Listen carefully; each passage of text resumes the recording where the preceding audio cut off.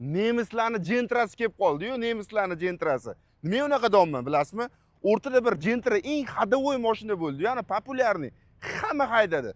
Xuddi shunaqa Yeshka W213 nemislar eng ko'p haydaydigan, ya'ni butun dunyo bo'yicha Mercedesni ommalashgan, hamma hayda oladigan, rasxoti ham ko'p emas, vidi ham chiroyli W213 Yeshka aka, 2 litrli turbina motor. Kraskasi 100% top toza ekan. Mashinani bor, ko'rib bitta like bosib qo'yaveringlar. 2020-yil, aka kraskasi top toza, panorama tomlarigacha bor ekan. Hamma xarajatlarimni qildirdim deyaptilar. Ya'ni moylarigacha almashtirib qo'ydim, yaqinda elektrikalarini ham ko'rsatdim. Xullas qarab haydab yurganman deb aytayaptilar. Bemalol tekshirib olsanglar bo'ladi. Tonirovka rashenlari bor ekan, salon holatlari ham yaxshi holatda bo'lib turibdi. Radnoy probegi 102 ming kilometr deyaptilar. Bemalol ko'rib tekshirib olsanglar bo'ladi. Sizdeni holatlari ham zo'r. Niyat qildim deb yozib qo'yavering. Bundan ham zo'rlari nasib qilsin.